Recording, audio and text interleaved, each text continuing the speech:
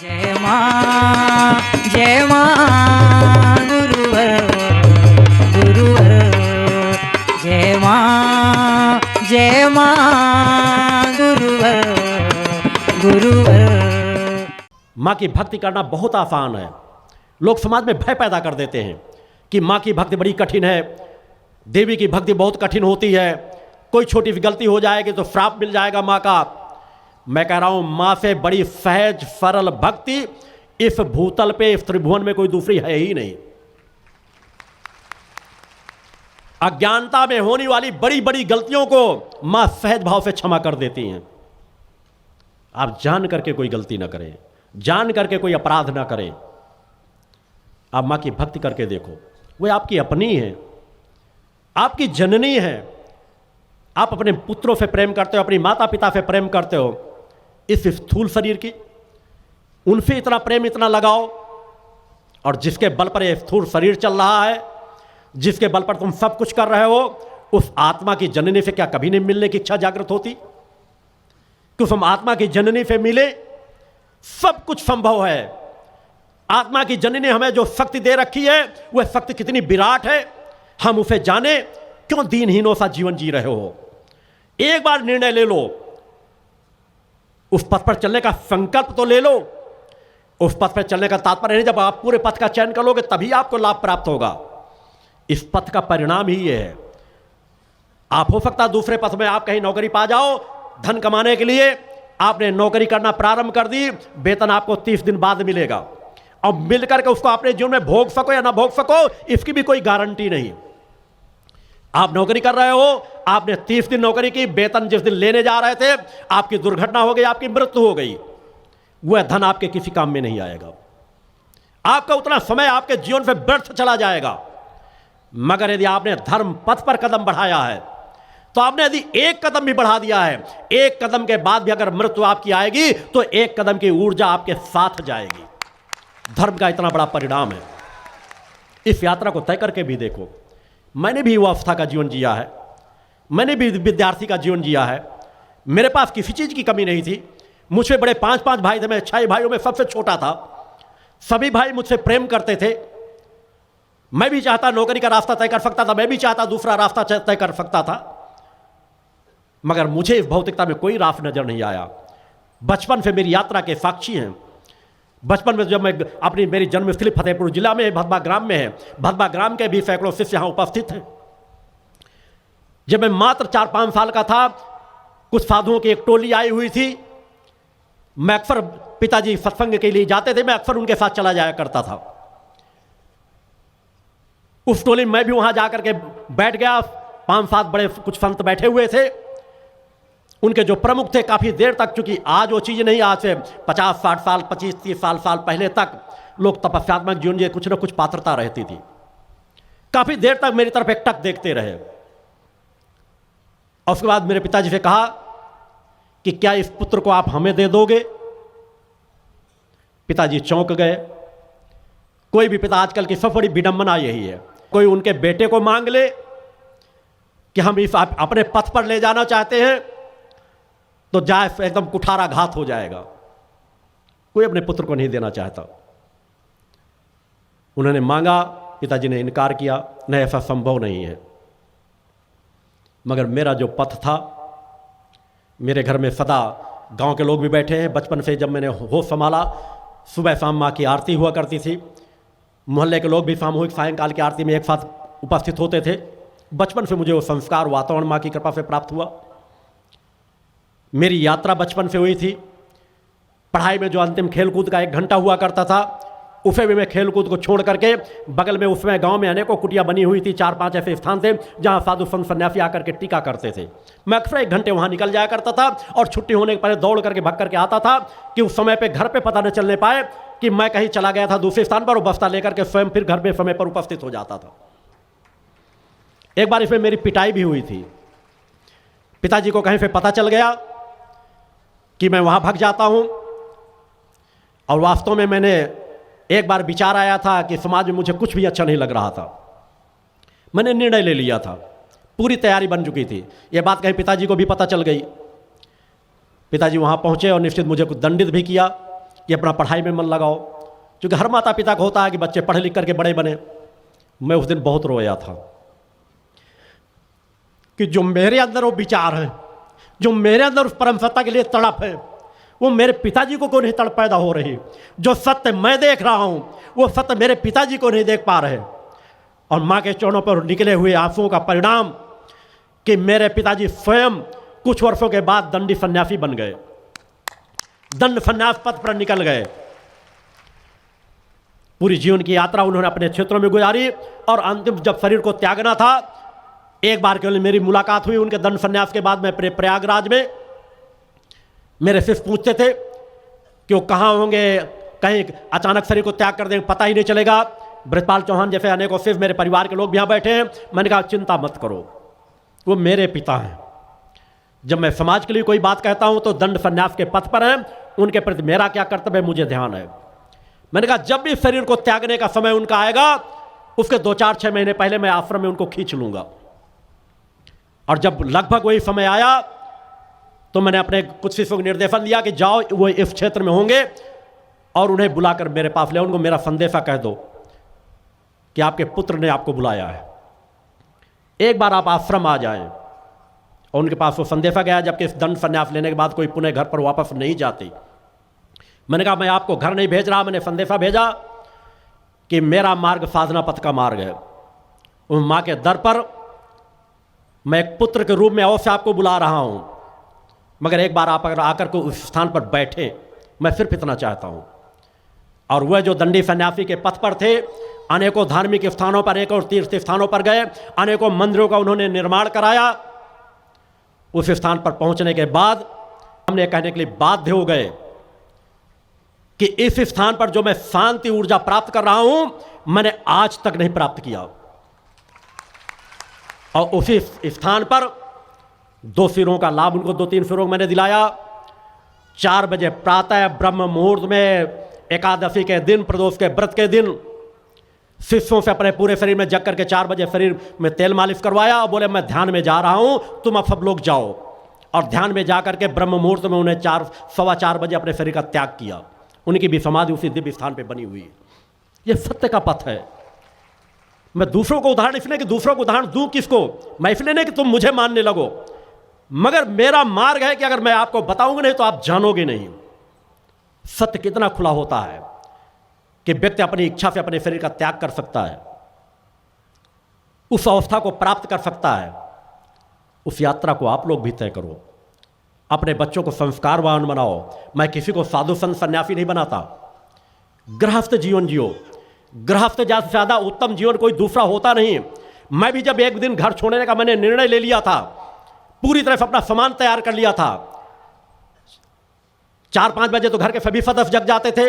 लगभग 1-2 बजे रात में जगा और सब लोगों को जो सो रहे थे सब लोगों के पास नमन किया। मगर जब अपनी माता जी के पास गया, जो कहते हैं जो बीजारोपण सबसे सशक्त होता है, मैं वो त्याग नहीं पाया था। जब माँ के चरणों के पास गया, माँ के चरणों का मैंने स्पर्श किया, तो मेरी अंतरात्मा की शायद वह अंतःकरण मुझे घर को त्यागने से मुझे रोक दिया था कि नहीं, मुझे घर का त्याग नहीं करना। मैंने निर्णय लिया था उसी दिन कि जो एक शरीर को जन्म देने वाली माँ इतना प्रेम दे सकती है कि हम सबका त्याग करने के लिए तैयार हैं, मगर अपने शरीर को जन्म देने वाली माँ को त्याग नहीं पा रहे, तो फिर हमारी आत्मा की जननी से हमारा कितना अटूट प्रेम होना चाहिए। उसी दिन मैंने संकल्प ले लिया था कि मैं उस दिन से अपनी आत्मा की जननी से एकाकार करके मानूंगा। और उसके बाद मेरी बचपन से ही साधनाओं का क्रम प्रारंभ हो गया। एक बार यहाँ भदबा के भी कुछ लोग बैठे, हमारा बगीचा था, नहर थी, नहर के किनारे आमों के पेड़ थे, बगीचे थे। हम लोग जंगल में वहीं पढ़ने के बाद वहीं वहाँ भी अपना एक छोटा सा मकान बना हुआ था, वहाँ गाय भैंस पशु रहा करते थे। अक्सर हम लोग नहर के किनारे टहलते हुए चले जाते थे। नहर के किनारे सायंकाल 4-5 बजे का समय वक्त रहा होगा। उस वक्त में भीषण धीरे धीरे बरसात होना शुरू हो गई, तेज बारिश चलना शुरू हो गई। वहां से एक मार्ग निकलता है जो नहर के किनारे किनारे जाता है, 4-5-10 गांवों को जोड़ता हुआ। अधिकतर लोग यात्री उसी मार्ग से निकलते हैं। मैं बचपन की कह रहा हूं कि मां की छोटी छोटी घटनाओं के यदि आप पकड़ने लग जाओ, तुम में कमी सिर्फ यह है अधर्म को स्वीकार कर लेते हो, सत्य की तरंगों को पकड़ नहीं पाते हो। मैं वो छोटी सी 2 घटनाएं इसलिए बता रहा हूं कि मैं वहां उस समय अकेला था, पानी बरफ रहा था, एक पेड़ की छां में एक साइड में भी खड़ा था। मैंने देखा कि उधर बिंगी तरफ से एक माँ अपने बच्चे को, एक छोटे से शिशु को अपने गोद में छिपाए हुए है, आंचल से ढके हुए, उसको पानी बरस रहा है, उसे बचाना चाहती है, खुद पूरी तरह से भीग चुकी थी, फिर भी उस बच्चे को अपने शरीर की गर्मी दे रही थी, आंचल से पूरा ढके हुई थी। मैं जहां पे आ रही थी वहां पे दूर से देखता जा रहा था। मेरा भी अंतर मन कहने की कि पता नहीं कितनी छोटा बच्चा था। मैंने सोचा पता नहीं कितनी दूर अभी और जाना होगा, क्योंकि वहां के बाद से कोई भी गांव 2-3 किलोमीटर के पहले है ही नहीं। तो जहां भी जा रही होगी मुझे कुछ वेदना सी हो रही थी। मैं इतना सोच ही रहा था कि मेरे पीछे ही उधर से पेड़ के दूसरे साइड से एक बड़ी बड़ी चटाएं पहने उसी तरह के लोग, एक ऋषितो जीवन वाली मेरी जो कड़ियों से जुड़ी हुई कुछ क्रम थे, उस समय मैं नहीं समझ पाया था। एक साधु नजर आए। मैं थोड़ा चौंका कि मैं तो इधर खड़ा था, अभी तो कोई नहीं था। उन्होंने देखा, बोले बेटे क्या देख रहे हो? मैंने कहा है जो माँ जा रही अपने बच्चों को लेके जा रही है, ये तो भीग रही है, उसी को देख करके मुझे थोड़ा सा एकदम से, चूंकि हमेशा एक सहज स्वभाव बन जाता है कि जिसका हृदय कोमल और निर्मल होगा वह किसी को भी दुख देखेगा तो थोड़ा सा आंखें कहीं न कहीं भर सी आती है। ये भावुकता नहीं है, सहज भाव पक्ष होता है। तो बोले बेटा इस माँ को देखो, ये जो अपने बच्चों को इस तरह बचा रही है, तो तुम जिस आत्मा के, वही शब्द दोबारा रिपीट हुए, जिस आत्मा की जननी की तुम चेतना जी रहे हो, वो आत्मा, वह माँ कितना प्रेम करती होगी। क्या उस माँ के आंचल को कभी नहीं प्राप्त करना चाहोगे? बच्चा था, उतनी बातें तब नहीं समझ पाया, बहुत सामान्य सी बात लगी। सोच रहा क्या कह रहे क्या नहीं कह रहे। उन्होंने कहा बेटा इस बगीचे में कोई अच्छे आम गिरते हैं? आम का सीजन था वह। मैंने कहा हाँ गिरते हैं। बोले मुझे एक आम ले आओगे? मैंने कहा हाँ अभी लाता हूँ स्वामी जी। मैं उस दिशा में जिधर जो आम था उधर की ओर जन्ने के 10-12 कदम बढ़ाया, कुछ आवाज़ से पीछे हुई। मैंने पलट करके देखा, वह संत वहाँ पर नहीं थे, गायब थे। बचपन से कोई ऐसी घटनाएं होती रही लगातार, एक के बाद एक ऐसी। ज्वाला जी मेरे साथ बैठे हैं। एक बार मैं खेत में ही, समय शायद ज़्यादा 5-7 साल की उम्र रही होगी, लेटा था। वही गांव के 1-2 लोग थे जो सामने वही रास्ते से निकल के जा रहे थे। उन्हें स्वतः देखा कि मैं लेटा हुआ था। एक नाग सर्प मेरे सर के पीछे फन काढ़े हुए बैठा हुआ था। उन्होंने देखा, उन्होंने खुद दूसरे को बताया, मैं नहीं देख पाया था। मगर जब मैं अपनी साधना काल में था, जब कुछ और आगे बढ़ा, इनके सही सानिध्य आज भी आपको प्राप्त हो सकते हैं। मेरे कुछ परिजन साथ में बैठे हैं। जिस कक्ष में मैं अपने यज्ञों का विशिष्ट अनुष्ठान में था, रोज एक सर्प आता था और रोज मेरे सिरहाने आकर के बैठ जाता था। निश्चित थोड़ा बहुत तो भय सबको लगता है, मगर निश्चित भय पहले उस समय तक काफी समाप्त हो चुका था। वो डेली आता था और डेली मैं रात में जब सो जाता था तो मेरे सर के पीछे बैठा रहता था। मैं पानी के छींटे डाल डाल के जब यज्ञ में बैठता था कि यज्ञ करने के समय कुछ डिस्टर्ब न करें, तो पानी के छींटे मार मार करके उन्हें अपने साधना कक्ष से बाहर करता था। ये घर के लोगों ने कई बार देखा, 1-2 बार नहीं, कई बार। आपकी रक्षा आपकी परम सत्ता करना प्रारंभ कर देती है, आपकी चेतना तरंगे प्रारंभ कर देती है। आप सच्चे माँ के भक्त तो बनो, निष्ठा विश्वास तो रखो। वह कण कण में समाहित है। हम बाहर के कण कण की क्या बात करें, जो उसके बल पर हम स्वतः चल रहे हैं, जो हमारी आत्मा की जननी है, वो हमसे दूर नहीं है। हम सच्चा उसे प्रेम करना शुरू कर दे, अच्छे इंसान बनना शुरू कर दे, अच्छे भक्त बनना शुरू कर दे। आपको इसीलिए यहां पर बुलाया जाता है कि उन बातों को बार बार सुनकर के अपने अंदर दृढ़ता लाओ, विचारों को दृढ़ करो कि अनित अन्याय अधर्म में कुछ नहीं रखा। कल पर इंतजार करते रहोगे तो कभी कल नहीं आएगा। आज से अपने आप को सुधारना, अपने आप को संवारना प्रारंभ कर दो। लोग हिमालय पर्वतों की घटनाएं देते हैं, मैं समाज के बीच की ऐसी सैकड़ों घटनाएं दे सकता हूं जो समाज के सामने प्रामाणिकता से घटित हुई हैं। लोग देश विदेशों की बातें करते हैं। मैंने 600 यज्ञ उस यज्ञ स्थल में संपन्न होने 8 यज्ञ प्रमाण स्वरूप मैंने समाज के अलग अलग स्थानों में किया था। कमलेश गुप्ता से लेकर रणधीर सिंह से लेकर के इंद्रपाल आहूजा से लेकर के उनके परिवार से लेकर के हर अलग अलग जिन यज्ञों के आयोजक थे वो आज यहां पर मौजूद हैं। मेरा जब पहला यज्ञ प्रारंभ हुआ था तो मैंने कहा जादूगरी चमत्कार तो कोई भी दिखा सकता था। मैंने कहा अगर मेरे 8 यज्ञ में समाज के बीच प्रामाणिकता के रूप में रख रहा हूं, अगर मेरे किसी एक यज्ञ में बरसात नहीं होगी, वो चाहे थोड़ी सी बरसात हो, अगर बरसात ना हो तो मान लेना मेरे पास मां की कोई पात्रता नहीं है, और मैं पुनः एकांत स्थान में चला जाऊंगा और तब तक तप करूंगा जब तक उस पात्रता को हासिल नहीं कर लूंगा। पात्रता उसे कहते हैं जहां जादूगरी नहीं हो, प्रकृति सत्ता को अपने अनुसार ढाला जा सके, हम प्रकृति सत्ता के अनुसार बन सके, उस एकाकार के बाद ये सब कुछ संभव है। मगर उसके लिए हर जगह जगह जादूगरी चमत्कार इन चीज़ों की नहीं होती। प्रमाण मैंने एक नहीं अनेकों समाज के बीच दिए हैं, हर पल देता हूं, आज भी देता हुआ हर पल जाता हूं, हर मंचों में वो बात कहता हूं कि फिर गर्व और घमंड मेरे पास खुद एकांत का जीवन रहता है, मैं ज़्यादा वक्त समाज के बीच नहीं देता, मगर जितना मेरे पास समय रहता है वह पूरा समाज को समर्पित करता हूं। हम इस नशा मुक्ति महासंघनाद जो कल करेंगे, हमारे संघनाद का लक्ष्य नशे मांस से मुक्त चरित्रवान समाज का निर्माण करना है, धर्म राष्ट्र और मानवता की सेवा के लिए समाज को तैयार करना है। क्योंकि हर मनुष्य का कर्तव्य सिर्फ मात्र और सिर्फ 3 कर्तव्य है: अपने धर्म की रक्षा करना, मानवता की सेवा करना और राष्ट्र की रक्षा करना। यह हर मनुष्य के कर्तव्य है। मनुष्य यही जानना चाहता है कि मेरा कर्तव्य क्या, मैं करूं क्या। तो अगर यह जानना चाहते हो तो किसी धर्म का कोई भी व्यक्ति क्यों ना हो, उसके हर मनुष्य के 3 सिर्फ कर्तव्य हैं: धर्म की रक्षा करना, मानवता की सेवा करना और राष्ट्र की रक्षा करना। अगर तीनों पथों पर आप अडिगता से चल रहे हो तो आपके अंदर की इंसानियत कभी नष्ट नहीं होने पाएगी। धर्म की रक्षा करने का तात्पर्य नहीं कि अपने धर्म का रक्षा करो और दूसरे धर्म को गालियां दो। धर्म यही सिखाता है, हमारा अपना और पराया नहीं होता। जो जिस धर्म को मान रहा है उस धर्म की रक्षा करना हमारा हर धर्म का कर्तव्य बन जाता है। अगर कोई अपने धर्म पथ पर चल रहा है, आतनीति या न्याय अधर्म का परिणाम है कि धर्माधिकारियों का पतन हो जाना, कथावाचकों का पतन हो जाना। आज बड़े बड़े पंडाल लगाए जाते हैं कथावाचकों के, थोड़ी देर कथा सुनाई जाए, कथा सीमित होती जा रही है। आप देखिए या सीधे प्रसारण होते हैं, कथा कम समय की जाएगी, गीत संगीत के गीत डालेंगे लोगों को नचाने के लिए। कई बार बार बालाओं को ला ला करके लोगों के बीच में बैठाला जाता है कि जब 4 लोग नाचना शुरू करेंगे तो बाकी लोग भी नाचने लगेंगे। टीम और मंडली लेके चला जाता है, कहते हैं हमें तो धन से काम, लोगों को आनंद आता है, हम नचाते हैं। कथाएं सीमित होती चली जा रही है।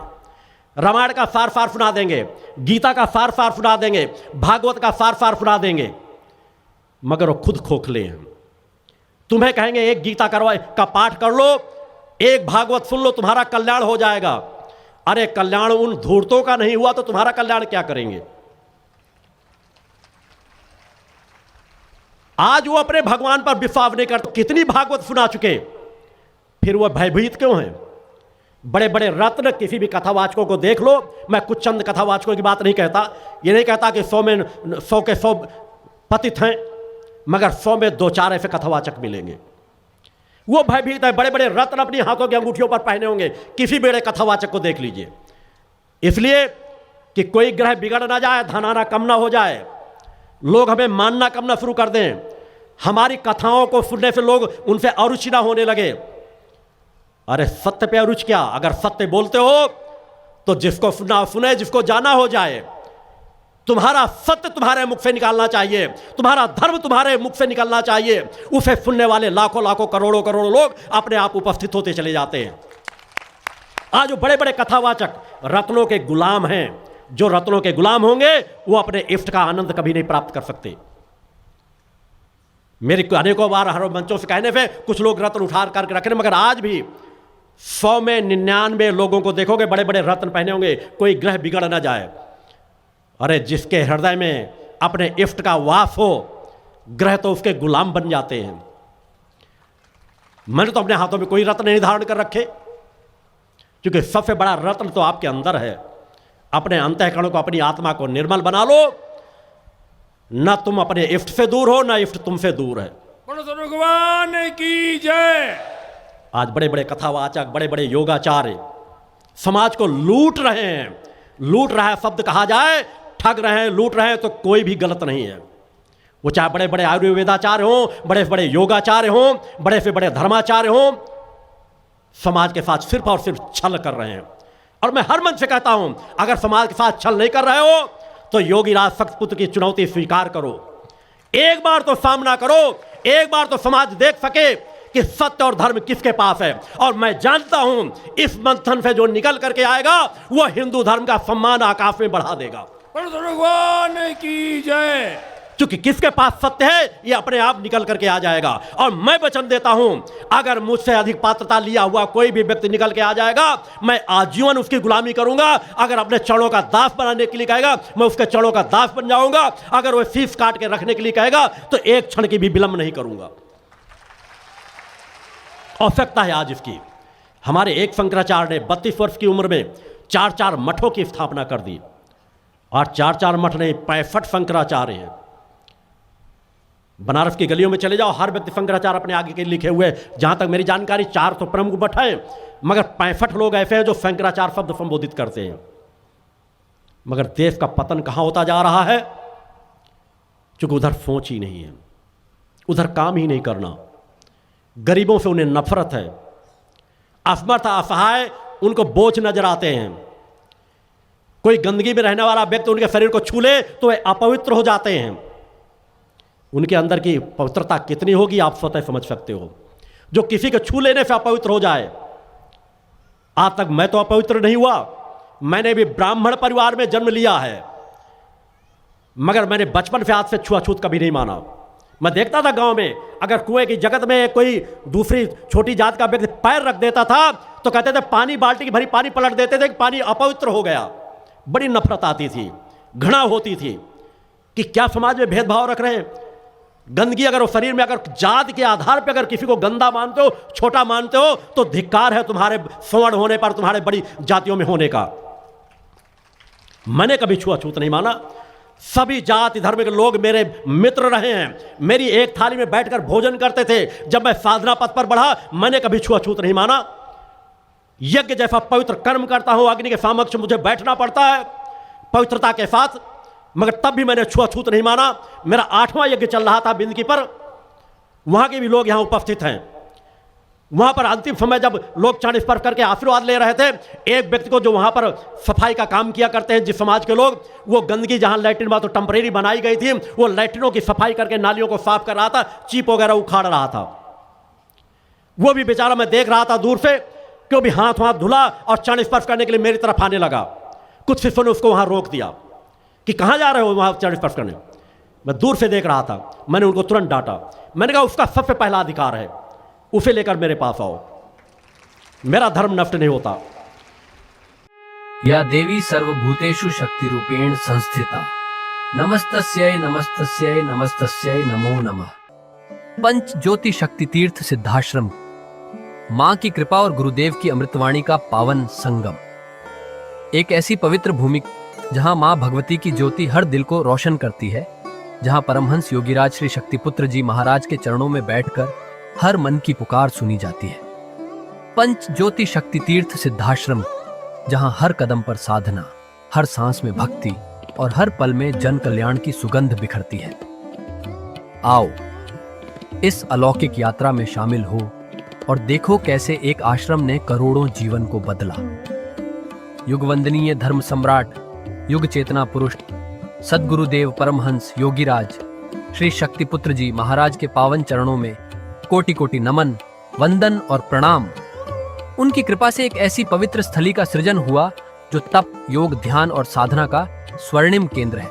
यह है मध्य प्रदेश के शहडोल जिले की ब्योहारी तहसील में बसा पंचज्योति शक्ति तीर्थ सिद्धाश्रम, जिसकी नींव परम पूज्य गुरु वर्श्री ने 23 जनवरी 1997 को रखी।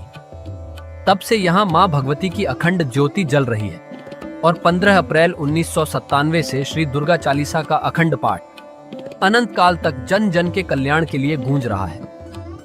हर सुबह और हर शाम जब सूरज की किरणें और चांद की चांदनी सिद्धाश्रम को चूमती हैं, तब परम पूज्य गुरुदेव जी माता भगवती आदिशक्ति जगत जननी दुर्गा जी सहित सभी देवी देवताओं और सहायक शक्तियों की आरती करते हैं। इस पावन बेला में भक्तों के हृदय मां की भक्ति में डूब जाते हैं। मूल ध्वज साधना मंदिर में भी रोज सुबह शाम होने वाली आरती में भक्तों का समूह उमड़ता है। यहाँ हर मन की पीड़ा मिटती है, हर शरीर को शांति मिलती है और हर आत्मा को सुख, शांति व समृद्धि का आशीर्वाद प्राप्त होता है। परम पूज्य गुरुदेव की कृपा ऐसी कि वे रोज सुबह और शाम भक्तों से निःशुल्क मिलते हैं। मां के भक्त और गुरुदेव के शिष्य अपने मन की बात उनके चरणों में रखते हैं और बदले में समाधान व आशीर्वाद पाते हैं। अब तक 1 करोड़ से ज्यादा भक्त गुरुदेव से मिलकर उनके मार्गदर्शन से जीवन की राह पा चुके हैं। गुरुदेव की वाणी ऐसी कि सुनते ही मन में संकल्प जागता है। उनके आशीर्वाद से करोड़ों लोग नशे और मांसाहार से मुक्त होकर चरित्रवान और चेतनावान जीवन जी रहे हैं।